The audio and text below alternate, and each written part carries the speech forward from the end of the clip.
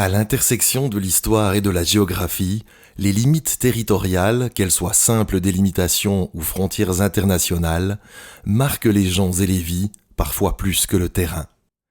Naturelles ou artificielles, parfois arbitraires, ces séparations sont autant le fruit de tractations longues et difficiles que de caprices ou de tracés vite tirés à la règle. Ces lignes imaginaires, regardons-les par exemple dans le canton de Neuchâtel, en Suisse. Le pourtour du canton fait apparaître d'abord de la géographie. Depuis le col des Roches jusqu'à Biaufond, ce sont des cours d'eau qui séparent le canton du voisin français. Pratique claire et véritablement inamovible, la rivière sépare tout en réunissant. Et inversement, les échanges entre les rives, qu'ils soient culturels, commerciaux ou autres, sont souvent plus rapides et fréquents qu'avec les régions plus éloignées des deux côtés. À Biaufond, le cours d'eau part dans le canton du Jura qui a ici sa seule frontière commune avec Neuchâtel, sur environ 250 mètres. L'utilisation de lignes existantes facilite la matérialisation de ces limites, et parfois, littéralement, des ponts sont à cheval sur ces séparations, expression de l'évidence des échanges. C'est ensuite l'histoire qui prend le relais dans de grandes lignes droites jusqu'à la gorge des Convers. Relevons au passage la Cibourg, dont le village est sur le canton de Berne, mais pas sa gare, qui est côté Neuchâtel.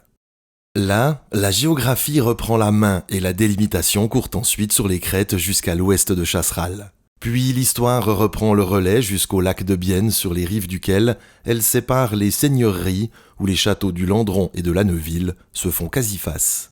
En 1895, suite à la correction des eaux du Jura, les cantons de Berne et Neuchâtel établissent que, je cite, l'axe du nouveau canal de la Thielle doit former la frontière entre les cantons de Berne et de Neuchâtel. C'est tout à fait conscient.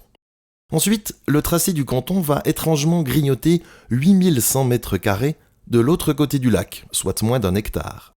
C'est ensuite au beau milieu du lac que notre ligne imaginaire passe, et ce jusqu'après Vaumarcus, où elle retourne sur la terre ferme.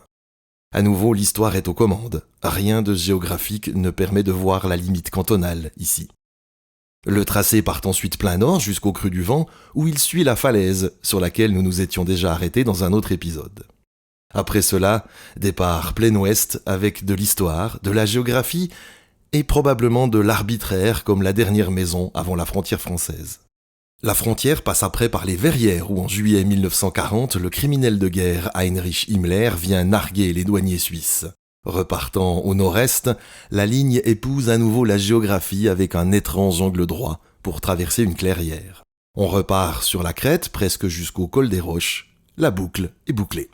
Les limites de territoire, fût-ce pour un État-nation ou l'une de ses subdivisions, sont constituées de limites géographiques, de lignes de fronts atteintes militairement dans l'histoire ou de résultats de tractations politiques.